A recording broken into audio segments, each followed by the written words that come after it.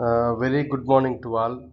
My name is Vikram Nirgatti, and I'm discussing in this class about introduction to programming.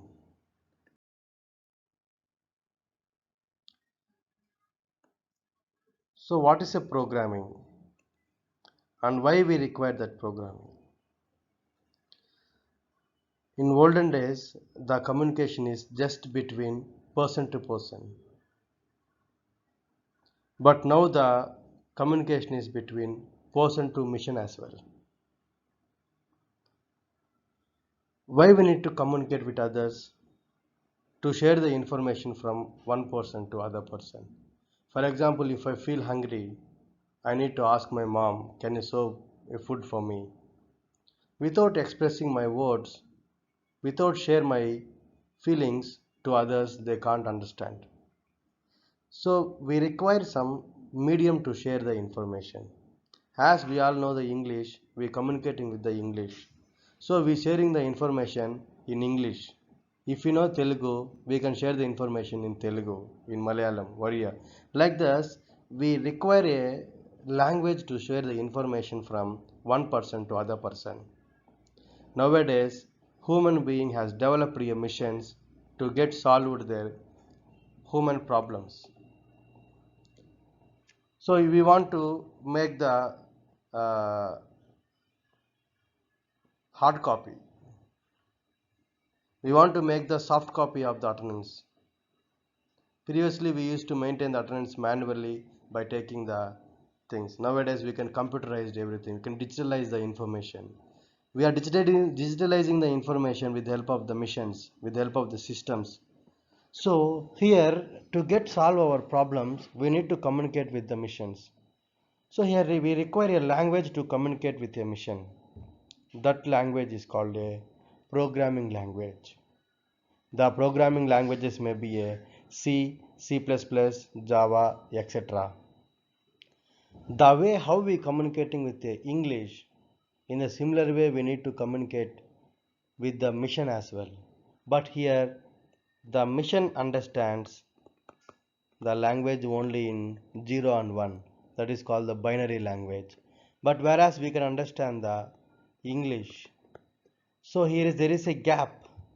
English cannot understand by the mission, and mission understandable language zeros and ones will not understand by the humans.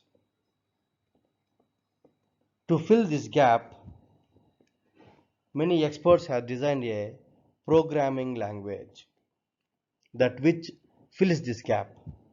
So with the help of the programming language, humans can able to communicate with the mission, and missions can able to communicate with the humans by using the compilers and interpreters, where the compilers and interpreters will convert the home understandable language to the misunderstandable language, and misunderstandable language to the home understandable language. That's how the programming is very important to establish a communication between a mission to human being. To share their own problems of the human being to a mission, we require a language. That language is called a programming language. Well, if you want to work with a mission, not only the language, you need to have idea about the components of the mission as well. As now we working with the computer systems, we need to understand the few things about the computer systems, the components of a computer. All the components of a computer is divided into two things, hardware and the software. Hardware is the physical parts which we can touch and feel. Software is a not a physical part. It's a we can't touch and we can't feel. It's a instructions which we provide or which we given to the computer. Software is divided into two types. One is the system software and other one is the application software. Application software will serve for the human beings, whereas system software will serve for the computer. The best example of the system software is the operating system, and the examples of application software are Word, etc., etc. Generally, the view of the computer will be like hardware. Hardware will be communicated with the help of the system software. System software will be communicated with the application software, and the application software will communicate it with the users. This how the communication will be established from the hardware to users. Users are the humans, and hardware is the machine. So best example of system software is operating system. Here is a Word or whatever the apps we all are using, that all are comes under the application software. So what is a software means? It's a set of programs. What is a program means? Set of instructions. What may be the instructions means? Commands. Like the way we giving commands like sit down, stand up, go straight, go left, go like that. Each and every statement we used to give as a command. So two or more commands together we call as a program. Two or more programs called as a software. That's how a software includes a bunch of programs and bunch of instructions. And when we want to know clear about the components, I used to explain with input, output, and the process. We call as a block diagram of a computer: input, output, and the process. Input, we have input devices like keyboard, mouse, joystick, etc. And output, we have devices like screen, monitor, printer, etc. In CPU, we have different components like memory unit, control unit, and arithmetic logic unit. Memory unit, which will deal of the storing things. Control unit, which will control each and every mechanisms inside the computer. Memory unit, again we have two things: primary memory and secondary memory. Secondary memory means it's a permanent storage memory, and primary memory means temporary storage memory. Why we call as a temporary storage memory means if you want to execute instructions that require a space, some place where we can able to store the instructions, while executing a program, the space required to store that kind of instructions, that place is called a primary memory. Example is the RAM. The place where we store permanently, we won't execute in that memory. That kind of memory is called a secondary memory. Examples of secondary memory are the hard disk, etc., etc. An arithmetic logic unit where we can able to perform all the operations here. It is made up of the flip flops. Flip flops. The flip flops are made up of the gates. Two gates called as NAND and NOR. That gates also called as a universal gates. Why we call that as a universal gates means with the help of the two gates we can able to build any type of gate like and or not.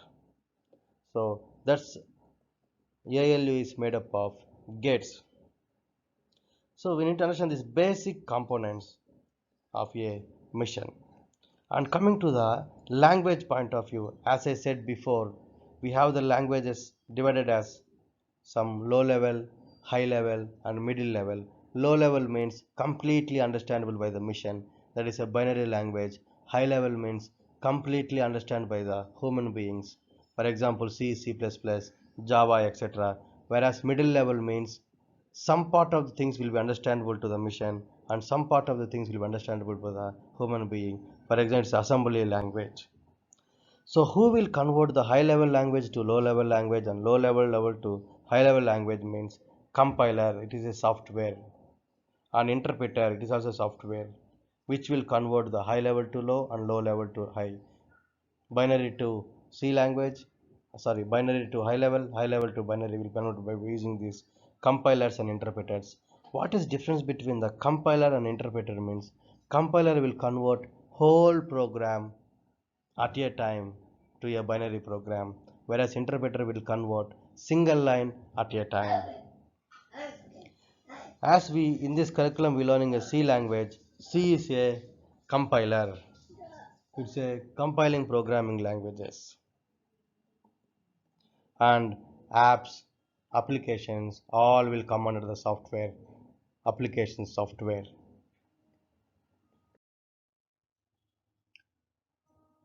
If you want to communicate with a machine, as I said, we require a programming language. The language is same like English, Telugu, etc. Here we used to work with the computer on a problem based, where we try to find the solution.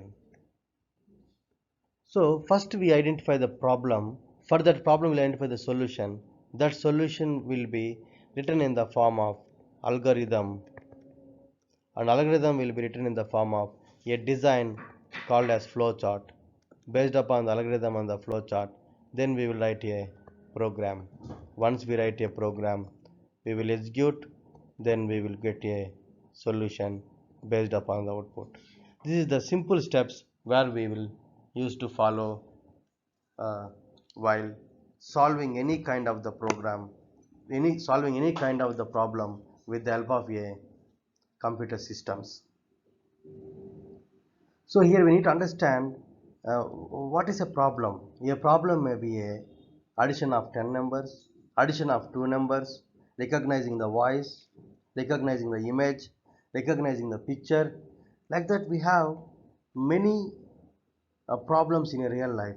As a human being, how we are able to understand the voice and how we can able to recognize the objects in the similar way, the computer as well need to recognize the objects, recognize the voice, etc, etc. These all are the problems.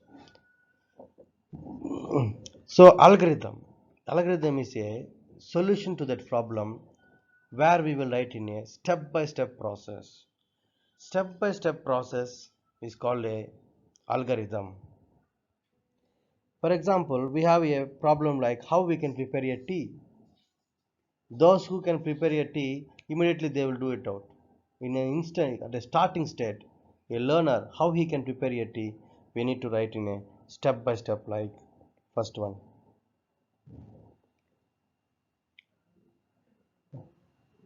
Take a bowl.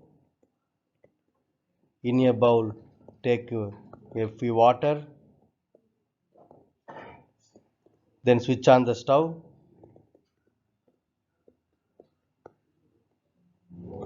Then place the bowl which we have taken before on stove.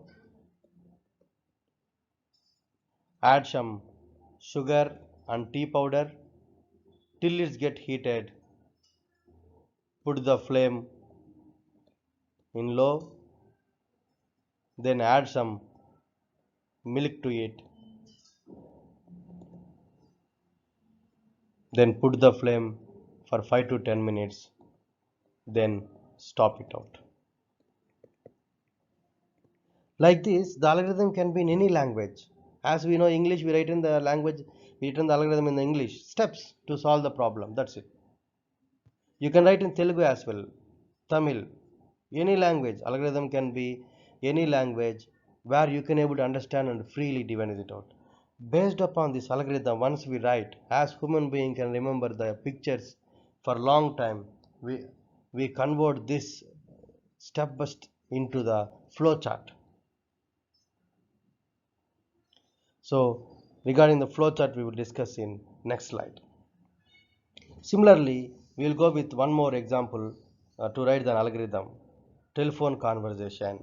How we can have a conversation with your friend or with your mom or with your dad.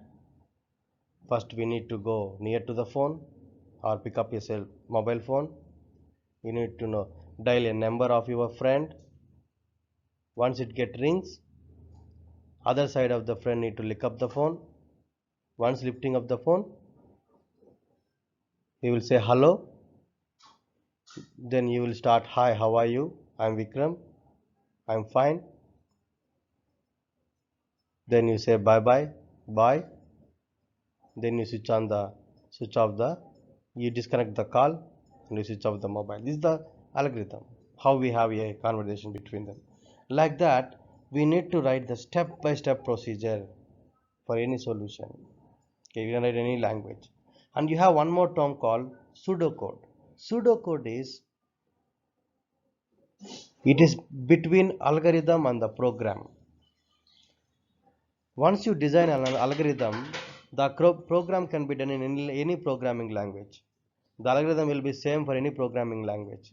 C, the algorithm you can write the program for that algorithm in C or Java, etc. Whereas pseudocode is, it's a specific to some programming language. It's a mixing of some programming terms and algorithm. Pseudocode can be written in C for C, or pseudocode can be written for Java, or pseudocode can be written for the Python, like that. But algorithm is generic for any programming language. Pseudocode is specific for one programming language. There's a difference between the pseudocode and an algorithm. And once we clear with the algorithm, next step is to flowchart. So flowchart is where we can able to represent an algorithm in a pictorial way. Pictorial representation of a flowchart is called pictorial representation of a algorithm is called flowchart. So flowchart we have different symbols. For start and stop we may have oval or rounded rectangle, or for input and output we have parallelogram. For process we have rectangle. For branching we will use a dimension shape. Like that, for each and every statement in a C programming language we have different shapes. Here we will write as a start, stop. I am taking the input of two values a comma b. As input I need to use a parallelogram, and I am processing a plus b, and I am printing the value, again output C, and I am using the flow line here. This is the flow chart. By seeing this immediately we can understand that there is one processing and one input and one output. Like that the human brain can recognize very easily. That's why each and every solution for any problem already software is recommended to design in a pictorial way. That's how the flowchart can be drawn by writing many programs and by writing many algorithms. Easily we can able to know different shapes, etc.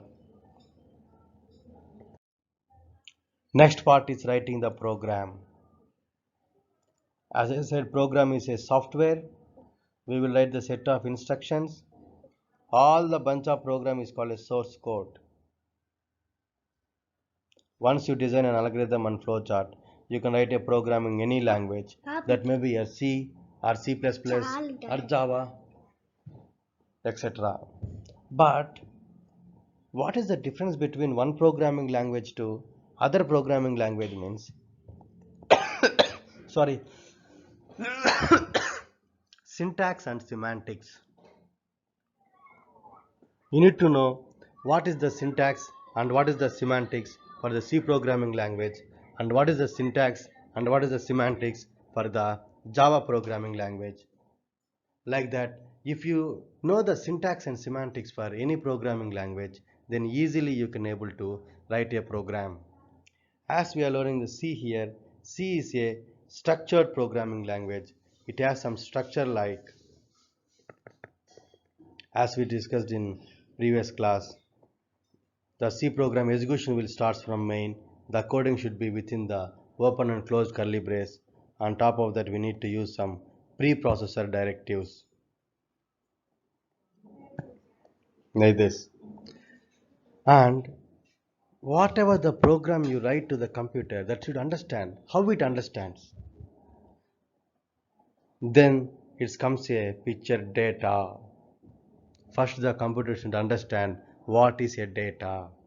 Data is a raw facts. It will be in different ways like text, audio, video, image, etc. Coming to the text alone, we have like special characters, numericals, alphabets, etc. How a machine can understand this is a alphabet, this is a numerical, this is a special character means we have a concept called data types. We have different data types like int, float, char. Char is to recognize the characters, int is to recognize the numericals like 1, 2, 3. Float can recognize the decimal numbers 1, 2, 3. That's how the data types. Once we write the programming, you should clearly declare the data types. What type of data we are trying to take, and with what type of data, the data types will say that how much size of data we are taking. These two things, what a computer can know with the help of data types means what type of data it is and how much size of data we are taking. For example, if we declare a data type char, it can take ABC and 1 byte and integer 2 bytes, float 4 bytes.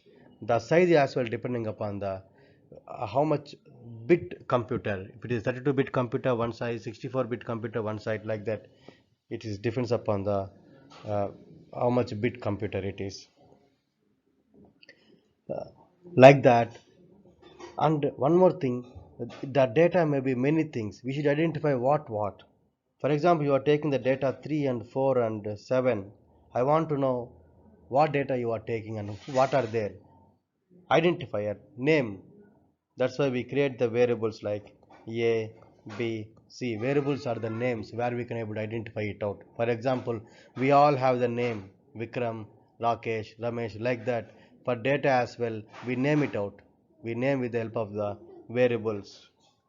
And identifier means how we can identify that. Keywords means in any programming language we have a keywords. The keywords are built-in words. The English words already we have used for some other purpose. For example, main is a keyword. We already use that keyword for executing to start execution of a program. Like that we have different keywords like for, if, else, int, char, float, etc. etc. We have keywords. Keywords are reserved words. Already that words has some usage. So you should not use that keywords as a variables because already we have used that particular keywords to some other purpose. And as I said before, you are writing the program in a English language. You need to convert that English language to misunderstandable language. So we use the compilers and interpreters to do that. There we have a different kind of extensions over there. We write a C programming with extension C non-a.c, and once we compile it out, the program will convert into different extensions like .exe and .c. Like that, we need to be very clear about that. .exe file will produce the output, where after compiling, after interpreting, the exe file will be the output of that thing, and we will start executing that exe. That's why once we compile, the .c will be converted into the .exe, and once while execute, .exe will be executed and will produce the results to us. This is how we need to write the programming, and we need to compile, and we need to execute it out. We write a programming in any editors with the extension .c. Once we write all the editors, we convert that program or that source codes into the uh, programming language by compiling it out, machine understandable language by compile it out, and once it converts, then we start executing it out. And we should understand the concept of expressions. Expressions is expressions is the uh, very good concept. How we can define an expression means expression is combination of operators and operands. For example, 3 plus 4 is a expression. Here the plus is a operator and 3 and 4 are called as operands. So combination of both operators and operands is called a expressions. Like that in C we have different operators like arithmetic, logical, comparative, assignment, etc. operators. Arithmetic operators are like plus, addition, subtraction, multiplication, division, modulo division, etc. And we have logical operators like and, or, not. And we have comparative operators like greater than, less than, greater than equal to, less than equal to, and equal to. Like this we have different operators.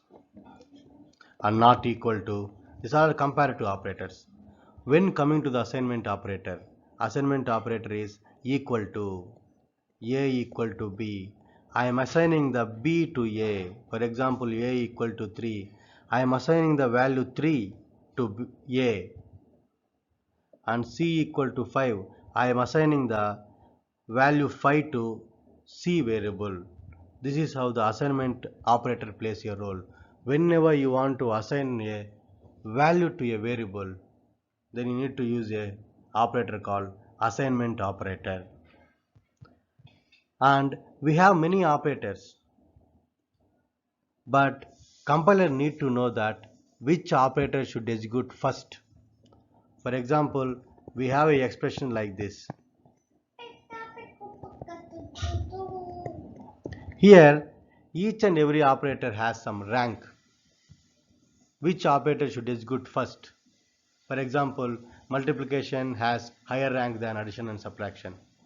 Like that, we have priority. Which operator should execute first? That priority is called as a precedence. Again, in the priority, we have a problem. What is that problem is, two operators may have same rank, same precedence. At that time, how we can able to solve that kind of precedence problem means, we have a concept called associativity. Left associativity or right associativity. When we have same precedence concept, for example, plus and minus has same precedence, at that time we blindly follow the left associativity.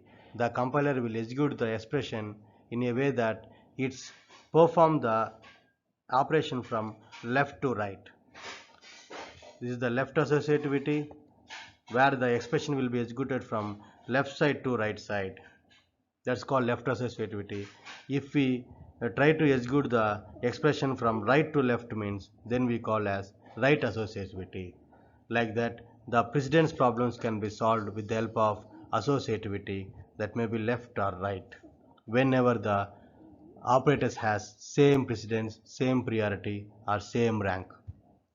This is how we will evaluate the expressions in C program. By this I have ended the introduction to the programming language, why we require a programming language and how problems can be solved with the help of this programming language, how solution can be framed with algorithm, flowchart, and how a program can be written as source code, and in a programming language how it converted to high to low, etc. Please subscribe to this channel. If you have any queries, leave as a comment.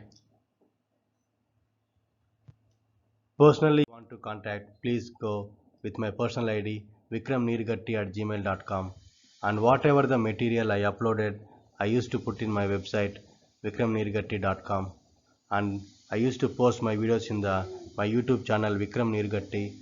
Subscribe to it out for new videos what I am taking on that, and the PPTs material will be shared in the slide share. Thank you to all. See you